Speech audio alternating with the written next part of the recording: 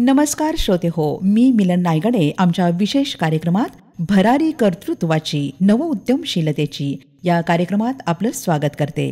तर आज आपल्या सोबत आहेत तरुण उद्योजक अविनाश भास्कर जाटे सर. हे उद्योजक आहेत, मोटिवेशनल स्पीकर आहेत, लीडरशिप कोच आहेत, लेखक आहेत आणि कॉर्पोरेट ट्रेनर सुद्धा आहेत. खूप कमी वयामध्ये जाटे सरांनी यश मिळवलेलं आहे. तर बातचीत करूया अविनाश भास्कर जाटे सरांशी. नमस्कार सर, स्वागत आहे तुमचं या दुसऱ्या भागामध्ये. नमस्कार, धन्यवाद परत बोलवल्याबद्दल. तर आता तुमची दुसरी जी फर्म आहे the future corporate and business coaching, तर नेमकी ही फर्म काय आहे? म्हणजे हे नवीन क्षेत्र आहे, खूप जणांना माहिती नाही आहे याच्याबद्दल. बिलकुल, हे नवीन क्षेत्र आहे, बऱ्याच लोकांना हे समजत नाही काय आहे. तर मी थोडंसं सिम्प्लिफाय करून सांगतो. ABC ट्रेनिंग जी आहे ही कुठल्याही ग्रॅज्युएशनच्या मुलाला पहिला जॉब लागून देण्यासाठीची होती. म्हणजे जॉबसाठी त्याला एम्प्लॉयबल बनवण्यासाठी होती.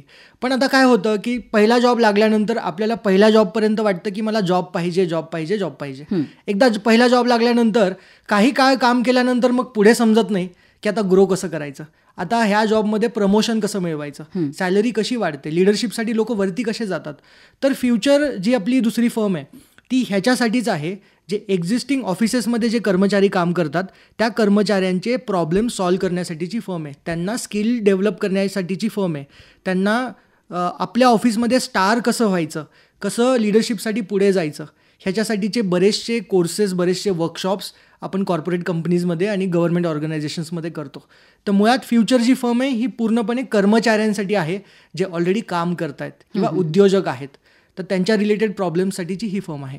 अच्छा, म्हणजे थोडक्यात प्रमोशन कसं मिळावं, प्रमोशन आणखी पुढे कसं जावं, थोडक्यात आणि ऑफिसमध्ये स्टार कसं व्हावं. कारण बऱ्याच वेळेस आपल्याला वाटत असतं की यार माझी ग्रोथ होत नाहीये, माझ्यासोबतच्या कलिगची होतीये, असं का होतंय, बऱ्याच वेळेस आपल्याला समजत नाही. तर आपण काय करतो, आपण सिम्पल एक ब्लेम टाकून देतो की ऑफिसमध्ये माझ्या पॉलिटिक्सच आहे, माझी बॉसच चांगली नाही आहे, ओके, किंवा माझ्यासोबत जे कलिग्स काम करतात ते चांगले नाही आहे. असेल तसाही प्रॉब्लेम असेल, पण आपल्यामध्येही काहीतरी असतं, आपल्यामध्येही प्रॉब्लेम काहीतरी असतो ज्याच्यामुळे आपण ग्रो होत नसतो. अच्छा, म्हणजे कर्मचाऱ्यातील सुप्त गुण बाहेर काढण्याचं काम तुम्ही करता. करेक्ट. म्हणजे मी एक नवीन तिसरं पुस्तक लिहितोय माझं. 2 पुस्तक मी आधी लिहिलेत, द विनिंग एज आणि द अनआन्सर्ड. अच्छा, आता मी पुस्तक लिहितोय स्टार्स ॲट इंडिया INC.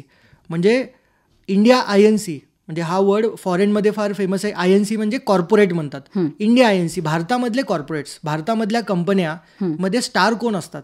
अच्छा, तर ह्याच्यावरती ते पुस्तक आहे. तर ते पुस्तक असं आहे की 25 गुण ज्यावेळेस एका वर्किंग प्रोफेशनलमध्ये येतात, एका कर्मचाऱ्यामध्ये ज्यावेळेस ते 25 गुण येतात त्यावेळेस तो कर्मचारी आपल्या कंपनीमध्ये स्टार होतो. तर असे 25 गुण त्याच्यामध्ये आपण टाकलेले आहेत. तर त्या 25 गुणांचंच ट्रेनिंग हे फ्युचरमध्ये होतं. सर, तुम्ही मोटिवेशनल स्पीकर आहात, तर लोकांना का मोटिवेट करावं असं वाटतं तुम्हाला? ज्या लोकांना डिरेक्शन मिळत नाही, बऱ्याच लोक तिथेच अडकलेले असतात, गुरफटलेले असतात, आपल्याच प्रॉब्लेममध्ये स्टक होऊन जातात. तर त्या लोकांना मोटिवेट करण्यासाठीचं काम मी करतो. मला वाटतं की कुठल्याही व्यक्तीला डिरेक्शन देण्याचं काम हे सगळ्यात पुण्याचं काम आहे. सर, तुम्ही कॉर्पोरेट ट्रेनर म्हणून उभे आहात सध्या, तर नेमकं म्हणजे तुमच्या कामाचं स्वरूप काय आहे? स्वरूप बेसिकली असं असतं की कुठल्याही कंपनीमध्ये काही बजेट्स ॲलोकेट केलेले असतात ट्रेनिंगसाठी. कर्मचाऱ्यांना ट्रेनिंग देणं हा कंपनीचं कर्तव्य असतं. ट्रेनिंग 2 प्रकारची असतात. एक टेक्निकल ट्रेनिंग असते, जे काम करतायत, जसं की आता आपण इथे स्टुडिओमध्ये बसलोय, तुम्ही RJचं काम करताय, तर ही RJची ट्रेनिंग म्हणजे टेक्निकल ट्रेनिंग आहे. पण ह्यासोबत अजून एक प्रकारची ट्रेनिंग असते, ती म्हणजे बिहेवियर ट्रेनिंग म्हणतात. तुमचं वर्तवणूक कसं आहे ऑफिसमधलं, तर त्यावरतीचं ट्रेनिंग मी देण्याचं काम करतो. तर हे मग ट्रेनिंगचे स्वरूप वेगळ्या वेगळ्या प्रकारचे असू शकतात. काही तुम्हाला उदाहरणं सांगतो. स्ट्रेस मॅनेजमेंटचे काही विषय असतात. स्ट्रेस मॅनेजमेंटवरती ट्रेनिंग देणं, वर्कशॉप्स घेणं, हा एक टॉपिक झाला. एम्प्लॉईची प्रोडक्टिव्हिटी वाढवणे, कामामध्ये ते एन्थुझियास्टिक नाही आहेत आपल्या कामामध्ये, त्याच्यावरतीच्या ट्रेनिंग असू शकतात. टीममध्ये बॉन्डिंग नाही आहे, सगळे वेगळे वेगळे वाटतात, सगळे इंडिपेंडेंट काम करतात, टीम मिळून काम करत नाहीत. तर टीम बिल्डिंगचे कामचे वर्कशॉप्स आपण फ्युचरमध्ये घेतो. अशा प्रकारचे वेगळे वेगळे. सेल्स टीम असेल तर गोल सेटिंग करणे, सेल्स कसा कंपनीचा वाढवता येईल. काही लोक असतात टाईम मॅनेजमेंट त्यांचं व्यवस्थित नसतं, तर टाईम मॅनेजमेंटवरचे वर्कशॉप्स आपण घेतो. तर मुळात कुठल्याही कंपनीमध्ये एक HR डिपार्टमेंट असतं ट्रेनिंगचं. त्या HR डिपार्टमेंटचं हे काम असतं की माझ्या लोकांना कोणकोणते आजार आहेत. समजा काही 10 लोकांपैकी 2 लोक आहेत जे व्यवस्थित टायमावरती काम करत नाहीत, तर टाईम मॅनेजमेंटचा आजार आहे. काही लोक आहेत त्यांना स्ट्रेस मॅनेजमेंटचा प्रॉब्लेम आहे, फार ताण घेतात, त्यांना स्ट्रेस मॅनेजमेंटची ट्रेनिंगची गरज आहे. तर मुळात कुठल्याही कंपनीमध्ये असं आयडेंटिफाय केलं जातं आधी की ट्रेनिंग द्यायची कुठली आहे, आणि मग त्याच्यानुसार टॉपिक्स ठरवले जातात आणि त्या टॉपिक्सवरनं मग आम्हाला पेन पॉईंट दिले. आमचं काम बेसिकली डॉक्टरसारखं आहे. ओके. की त्यांना काहीतरी पेन आहे कंपनीला, कंपनीचे कर्मचारी काम नाही करत आहेत, तर तुम्ही येऊन त्यांना काहीतरी औषध द्या. ओके. तर बेसिकली फ्युचरमध्ये आपण ते काम करतो. सर, या ट्रेनिंगचा कालावधी असतो का, किंवा म्हणजे वर्कशॉप इतक्या दिवसांचा आहे वगैरे? हो, त्याचे कालावधी असतात त्याचे. आमचं मेजरली जो सिग्नेचर प्रोग्राम आहे हा 5 दिवसाचा असतो. लगातार 8 तासांचा प्रोग्राम हा 5 दिवस चालतो बिहेवियर ट्रेनिंगचा. पण कंपनीच्या सुटेबिलिटीनुसार, त्यांच्या बजेटच्यानुसार, त्यांच्याकडे वेळ किती आहे त्याच्यानुसार ते ठरवतात की 1 दिवसाचा घ्यायचा, 2 दिवसाचा घ्यायचा, 5 दिवसाचा घ्यायचा. आणि एक प्रोग्राम करून होत नाही, त्यांना कन्सिस्टंटली प्रोग्राम घ्यावे लागतात. म्हणजे समजा काही कंपनीसोबत माझे कॉन्ट्रॅक्ट वार्षिक आहेत की जिथे वर्षातून 12 सेशन्स मला घ्यायचे आहेत. काही कंपनीसोबत माझे कॉन्ट्रॅक्ट 6 सेशनचे आहेत, तर कुठे 2 दिवसाचे असतात, कुठे 1 दिवसाचे असतात. आणि आता एक नवीन ट्रेंड सुरू झालेला आहे कॉर्पोरेट्समध्ये, आउटबाउंड ट्रेनिंग नावाचा. सगळ्या कर्मचाऱ्यांना बाहेर रिसॉर्ट्समध्ये घेऊन जातात आणि रिसॉर्ट्समध्ये चांगल्या वातावरणामध्ये तिथे त्यांचं 1-2 दिवसाचं बिहेवियर ट्रेनिंग होतं, ज्याने तिथे ते टीम बिल्डिंग पण होते, एन्जॉयमेंटसुद्धा होते आणि कंपनीच्या प्रती त्या कर्मचाऱ्यांची भावना जी आहे ती अजून चांगली होती, गुडविल निर्माण होतं. तर मुळात ह्या क्षेत्रामध्ये फार स्कोप आहे. जे कोणी आपले श्रोता ऐकत असतील, एस्पायरिंग मुलं असतील, ज्यांना वाटत असेल की कॉर्पोरेट ट्रेनिंगमध्ये यायचं आहे, तर ही फार चांगली फील्ड आहे. फक्त एक कंडिशन अशी आहे की तुम्ही आधी कॉर्पोरेटमध्ये काम केलेलं असलं पाहिजे, किंवा तुम्ही स्वतः एखाद्या कंपनीचे मालक असेल तर तुम्हाला जास्त ॲडव्हान्टेज मिळेल. तुम्ही डायरेक्टली नवीन फ्रेश सुरुवात कराल तर तुम्हाला लोक विश्वास ठेवणार नाहीत. ते म्हणतील ह्याने कधी लोक हँडल नाही केले, हा व्यक्ती आम्हाला कसं सांगेल. अच्छा. ओके. सो ते एक मेसेज आहे. ही फील्ड खूप चांगली आहे, पण मग विथ एक्सपिरियन्स तुम्हाला हे करता येईल. अच्छा, म्हणजे तुमच्या ट्रेनिंगमुळे कंपनी आणि जे वर्कर्स आहेत त्याच्यामध्ये एक फ्रेंडली किंवा आपुलकीचं वातावरण निर्माण होतं असं म्हणायला हरकत नाही. एक्झॅक्टली. तर सर, त्याचा फीडबॅक कसा मिळतो तुम्हाला, म्हणजे ट्रेनिंग झाल्याच्या नंतर किंवा वर्कशॉप झाल्याच्या नंतर कसा फीडबॅक असतो? ॲक्च्युली फीडबॅकचे ना खूप सारे प्रकार आहेत. एक तर ट्रेनिंग प्रोग्राम झाल्यानंतर व्हिडिओ फॉर्मॅट्समध्ये आणि काही असाइनमेंट्स असतात जे आपण त्यांना देतो, ते असाइनमेंट झाल्यानंतर तो फीडबॅक येतो. प्लस पोस्ट ट्रेनिंग असेसमेंट आपण बऱ्याच वेळेस करतो की 1 महिन्यानंतर, 3 महिन्यानंतर, मेजरली 3 महिन्याच्या पुढे जात नाही आपण, कारण एका ट्रेनिंगचा इम्पॅक्ट 3 महिनेच राहतो. त्याच्यानंतर परत एकदा ट्रेनिंग घ्यावी लागते वेगळ्या विषयांवरती. तर ट्रेनिंग बेसिकली इव्हॉल्युशनचा प्रकार आहे. कन्सिस्टंटली, जसं तो मूर्तिकार असतो जो दगडाला हातोडा आणि शेणीने घाव करत असतो, तो अचानकपणे काय मूर्तीत कन्वर्ट नाही होणार आहे. घाव करत करत करत करत मग तो मूर्तीमध्ये कन्वर्ट होईल. तर ट्रेनिंग पण मुळात तसंच आहे. तर असेसमेंट आम्हाला फीडबॅक्स येतात ना कंपनीकडनं की ह्या स्पेसिफिक व्यक्तीमध्ये बिहेवियरमध्ये बदल जाणवतोय, आमच्या टीममध्ये चांगला आम्हाला फीडबॅक्स जाणवत आहेत. तर हे असे फीडबॅक्स नंतर आम्हाला HR टीमकडनं पण येतात. आणि बरेचसे माझे असे पार्टिसिपंट्स आहेत की ज्यांनी 2-2, 3-3 वर्षापूर्वी सेशन माझा ऐकला होता. एक कंपनी आहे बारामतीला, रोशर फरेरो नावाची. किंडर जॉय लहान मुलं खूप खातात ना, किंडर जॉयची ती कंपनी आहे जी प्रोडक्शन करते. तर त्या कंपनीमध्ये मी एक सेशन दिला होता. अजूनही तिथले पार्टिसिपंट्स मला फोन करून वेगळ्या वेगळ्या विषयांवरती चर्चा करतात. तर हाच एक मला वाटतं की फीडबॅक आहे. 2-2 वर्षही तुम्हाला कोणी आठवणीत ठेवतंय. So that is the feedback जो आपल्याला ह्या कामातनं मिळतो आणि खूप सॅटिस्फॅक्शन मिळतं. अच्छा, आता तुम्ही म्हणालात की एखाद्या कंपनीमध्ये तुम्हाला वर्षभरासाठी सांगितलं जातं की ठीक आहे तुम्ही कॉर्पोरेट ट्रेनिंग द्या तिथे. तर मग आता ठीक आहे, तुम्ही पहिल्यांदा वर्कशॉप घेतलेला आहे, 3 महिन्यात त्याचा इम्पॅक्ट राहतो, त्याच्यानंतर पुन्हा 3 महिन्यानंतर तुम्ही तिथे वर्कशॉप घेण्यासाठी जाता. तर त्याचा काय परिणाम जाणवतो म्हणजे तुम्हाला? अरे, हा व्यक्ती आपल्याला पहिल्यांदा आला होता, आपण ट्रेनिंग घेतलेलं आहे, म्हणजे प्लस पॉईंट आहे हा की मायनस पॉईंट आहे? प्लस पॉईंट होतो. कारण काय होतं की फर्स्ट ट्रेनिंगला काय होतं की आता बघा, मी ABC ट्रेनिंगचं नाही बोलत. ABC ट्रेनिंगमध्ये सगळे लहान लहान मुलं आहेत, 22 वर्षाचे, 23 वर्षाचे, ते शिकण्यासाठी उत्सुक असतात. फ्युचरमध्ये काय होतं, फ्युचर कंपनी म्हणजे मी कंपनीजमध्ये जेव्हा जातो तर मी समजा 32 वर्षाचा आहे, माझ्यासमोर 40 वर्षाचाही व्यक्ती असेल, माझ्यासमोर 50 वर्षाचाही व्यक्ती असेल, तर त्यांच्यामध्ये कुठेतरी लर्निंगचा ॲटिट्यूड कमी कमी होताना आपल्याला दिसतो. आपण सगळेच तसे आहोत, आपण ह्युमन्सच तसे आहोत. जितकं आपलं वय वाढतं आपल्याला एक गोड गैरसमज असतो की आपल्याला सगळं येतं, आपल्याला सगळं ह्या जगातलं माहिती आहे, पण आपल्याला ते म्हणतात ना तिनका पण आपल्याला माहीत नसतो. प्रॉब्लेम इथे असा येतो की जेव्हा फर्स्ट टाइम जातो त्यावेळेस फार डिफिकल्ट असतं. पहिला 1 तास तर त्यांना फ्रेंडली करून घेण्यात जातो, आणि ज्यावेळेस 1-2 तास निघून जातात ट्रेनिंगची, 8 तासाची ट्रेनिंग असते, तर त्यानंतर मध्ये लोक फ्रेंडली होतात. त्यांना कळतं की हा यार, आज मजा येते आपल्याला, आज आपल्याला काहीतरी नवीन शिकायला मिळतं आहे.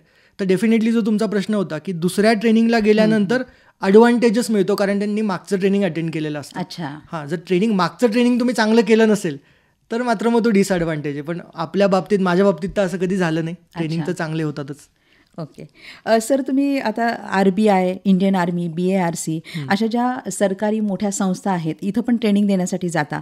तर नेमकं तिथल्या वर्कर्स लोकांना तुम्ही काय शिकवता? कारण आधी तुम्ही कॉर्पोरेट सेक्टरचं सांगितलेलं आहे आणि या आता सरकारी संस्था आहेत, तर खूप फरक आहे या दोन्हीमध्ये पण. तर मग इथे तुम्ही कसं शिकवता कर्मचाऱ्यांना? इथे काय प्रॉब्लेम होतो, म्हणजे ह्या कामाचं जे स्वरूप आहे ना, हे फार डिफिकल्ट आहे. प्रत्येक वेळेस तुम्ही नवीन ऑर्गनायझेशनमध्ये जाताय आणि प्रत्येक ठिकाणी काहीतरी वेगळेच प्रॉब्लेम आहेत.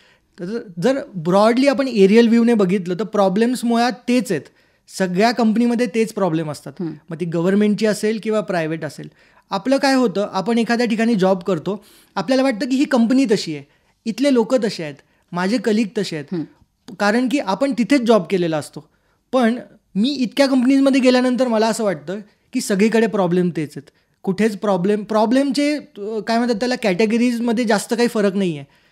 तर चॅलेंज जो सगळ्यात मोठा आहे, गव्हर्नमेंट ऑर्गनायझेशनमध्ये काय होतं, तिथे लोकांना आता पैसा नको आहे, ते स्टेबल आहेत, त्यांना ती सॅलरी येते अकाउंटवरती. ओके. कॉर्पोरेट्समध्ये काय होतं, सॅलरी हाईक, ओके, प्रमोशन्स, ह्याच्यावरती जास्त. हां, त्यांना तिथे डायनामिक्स बघा किती आहेत. गव्हर्नमेंटमध्ये काय होतं, गव्हर्नमेंटमध्ये एक फिक्स सॅलरी आहे, तर त्यांना पैशावरती तुम्ही मोटिवेट नाही करू शकत, त्यांचे प्रॉब्लेम्सच वेगळे आहेत. मी तुम्हाला BROचं एक्झाम्पल देतो. BRO म्हणजे मिनिस्ट्री ऑफ डिफेन्सचं एक युनिट आहे, बॉर्डर रोड ऑर्गनायझेशन, जे भारताचे सगळ्या बॉर्डर्स लागून आहेत. तिकडे पाकिस्तान आहे, चायना आहे, ओके, त्याच्यानंतर इकडे नेपाळ आहे, भूतान आहे, ओके. ह्या सगळ्या बॉर्डर्सवरती ना जे रोड्स कन्स्ट्रक्ट करतात ते डिपार्टमेंट म्हणजे BRO. आता ते ज्या कंडिशन्सवरती काम करतात, लेह लद्दाखला -17 डिग्रीमध्ये रोड बांधतात, -10 डिग्रीमध्ये ते रोड्स कन्स्ट्रक्ट करतात, तर त्यांचे प्रॉब्लेम वेगळेच आहेत. म्हणजे त्यांचे प्रॉब्लेम हे आहेत की मी माझ्या फॅमिलीला सोडून मी तिथे काम करतो आहे, -17 डिग्रीमध्ये चहा मिळवण्यासाठी 5-5 किलोमीटर त्यांना जावं लागतं आहे. तर ज्यावेळेस मी BROच्या सेशनमध्ये होतो, मला खूप सारे इनपुट्स मिळाले की त्यांचे प्रॉब्लेम काय आहेत. आणि विषय आम्ही त्यावेळेस BROमध्ये स्ट्रेस मॅनेजमेंट हा घेतला होता. तर त्यांच्यासाठी स्ट्रेस काय आहे, फार डिप्रेशन येतं थंडीमध्ये, -17 डिग्रीमध्ये तुम्ही हे सगळं काम करायचं आहे. मग मला वाटलं की आम्ही त्या सेशनमध्ये एकच डिस्कस केलं की ह्याला आपण चेंज नाही करू शकत. आपण तर आपल्या आवडीने BROमध्ये आलो आहे, आपण परीक्षा देऊन आलो आहे, तर आता हा जॉब तर आपल्याला राहू द्यायचा आहे, म्हणजे आपण हा जॉब स्विच करणाऱ्यातले नाही आहे, म्हणजे आपल्याला हा जॉब पाहिजे ना, then we have to accept the other side as well. असं नाही चालणार ना की मला BROचा जॉब पाहिजे पण मला हा त्रास नको आहे. मी सगळ्यांसाठीच सांगतो, BROसाठी नाही सांगते, कुठल्याही ऑर्गनायझेशनमध्ये. तर मला वाटतं की ॲडव्हान्टेजसोबत काहीतरी ॲडव्हर्सिटी येतच असते. तर तो ॲडव्हान्टेज आहे BROचा की मी BROचा ऑफिसर आहे, पण मला ती मेहनत पण घेणी आहे. आणि कॉर्पोरेट्समध्ये तसंच आहे, हाय पेईंग जॉब्स आहेत तर मग हाय स्ट्रेस पण आहे, डिप्रेशन पण आहे, तेवढं ताण पण आहे, तेवढी रिस्पॉन्सिबिलिटी पण आहे. थोडक्यात तुम्ही कुठल्याही संस्थेच्या पॉझिटिव्ह गोष्टी कर्मचाऱ्यांपर्यंत पोहोचवतो. राईट. तर सर, स्वतः तुम्ही तरुण आहात, एवढं यश तुम्हाला मिळालेलं आहे, तर तरुणांचे काय प्रश्न आहेत किंवा तरुणांना काय मार्गदर्शन कराल, काय सांगाल तुम्ही? आजचा तरुण म्हणजे त्यांना जेन झी हा वर्ड वापरतात, जनरेशन झेड, ओके, जेन झी म्हणतात त्यांना.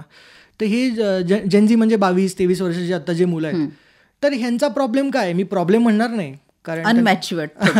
हां, म्हणजे त्यांचं बेसिकली काय झालं आहे की जेन झी जी आहे फार पोलराइज्ड आहे म्हणजे दोन टोकावरती आहे. एक कॅटेगरी आहे जेन झीची जी फार फार ॲम्बिशियस आहे, फार त्यांना आयुष्यात काहीतरी करायचे, धडपडी जेन झी आहे एक प्रकारची जेन झी. आणि दुसरी जी आहे ती फार थंड आहे, ती रील्समध्ये बिझी आहे, व्हिडिओज बघण्यात बिझी आहे आणि कुठेतरी शो ऑफ करण्यामध्ये बिझी आहे की मी सक्सेसफुल आहे. आत्ताची जनरेशन जी मला वाटते की कुठेतरी पोलराइज आहे. त्यांनी एक गोष्ट लक्षात घेतली पाहिजे की रॅदर दॅन तुम्ही शो ऑफ करण्यापेक्षा की मी किती यशस्वी आहे, मी किती सक्सेसफुल आहे, मला वाटतं की तुम्ही कोर प्रिन्सिपल्सवरती काम करा. तुम्ही जे काम करताय तुम्ही त्या कामावरती इतकी मास्टरी मिळवा की येणाऱ्या 10 वर्षानंतर ऑटोमॅटिकली तुम्ही सक्सेसफुल आहात हे लोकांना दिसेल. तर हा एक छोटा संदेश मला त्यांना द्यायचा होता. हा सगळ्यात मोठा प्रॉब्लेम मला दिसतो. तर अविनाश चाटे सर, खूप छान मार्गदर्शन तुम्ही तरुणांना केलेलं आहे. तुम्ही जे ABC ट्रेनिंग्स आणि the future corporate business coaching हे ज्या तुमच्या फर्म आहेत त्याच्याद्वारे जे काम करता, खरंच ते तरुणांसाठी आणि जे की वर्कर आहेत त्यांच्यासाठी पण खूप महत्त्वाचं आहे. तर तुम्ही इथे आलात आकाशवाणीसाठी, आमच्या तरुण मित्रांसाठी, तसंच काही कर्मचारी आहेत त्यांच्यासाठीही मार्गदर्शन केलं, तर तुमचे खूप खूप धन्यवाद. थँक्यू मला इथे बोलवल्याबद्दल. धन्यवाद.